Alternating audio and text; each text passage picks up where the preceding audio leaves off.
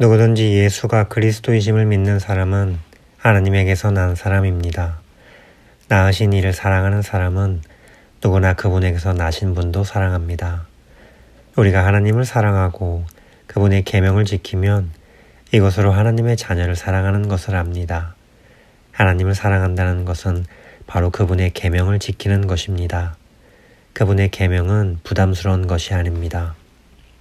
하나님에게서 난 사람은 누구나 세상을 이깁니다. 세상을 이긴 이김은 이것이니 바로 우리의 믿음입니다. 세상을 이긴 사람이 누구입니까? 예수께서 하나님의 아들이심을 믿는 사람이 아닙니까? 그분은 물과 피로 오신 분, 곧 예수 그리스도이십니다. 그분은 물로만 오신 것이 아니라 물과 피로 오셨습니다. 이것을 증언하시는 이는 성령이십니다. 성령은 진리이십니다. 증언하시는 이가 셋인데 성령과 물과 피입니다. 이 셋이 서로 일치합니다. 우리가 사람의 증거도 받아들이는데 더 큰 하나님의 증거는 받아들이지 않겠습니까? 하나님의 증거는 이것이니 곧 하나님께서 자기 아들에 관해 이미 증언하신 것입니다. 누구든지 하나님의 아들을 믿는 사람은 자기 안에 증거를 갖고 있습니다. 그러나 하나님을 믿지 않는 사람은 하나님께서 자기 아들에 대해 증언하신 증거를 믿지 않았습니다. 그렇기에 그분을 거짓말쟁이로 만들었습니다. 또한 그 증거는 바로 이것입니다. 곧 하나님께서 우리에게 영원한 생명을 주셨다는 것과 이 생명이 하나님의 아들 안에 있다는 것입니다. 아들을 모신 사람은 생명이 있고 하나님의 아들을 모시지 않는 사람은 생명이 없습니다. 내가 하나님의 아들의 이름을 믿는 여러분에게 이것을 쓴 것은 여러분이 영원한 생명을 갖고 있다는 것을 알게 하기 위함입니다. 하나님을 향해 우리가 갖는 확신은 이것입니다.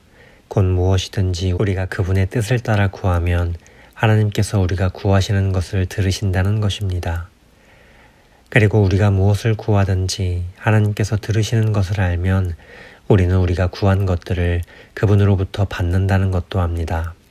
누구든지 자기의 형제가 죄를 짓는 것을 보거든 그것이 죽음에 이르는 죄가 아니라면 하나님께 간구하십시오. 그러면 하나님께서 죽음에 이르지 않는 죄를 지은 그에게 생명을 주실 것입니다. 죽음에 이르는 죄도 있습니다. 내가 말하는 것은 그 죄에 대해 기도하라는 것이 아닙니다. 불의는 모두 죄입니다. 그러나 죽음에 이르지 않는 죄도 있습니다.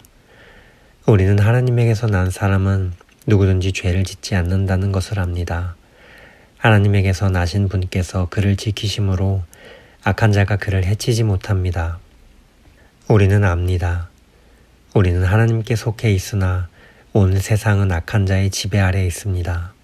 또 우리가 아는 것은 하나님의 아들이 오셔서 우리에게 지각을 주심으로 참되신 분을 알게 하시고 또 우리가 참되신 분, 곧 하나님의 아들 예수 그리스도 안에 있다는 것을 알게 하신 것입니다.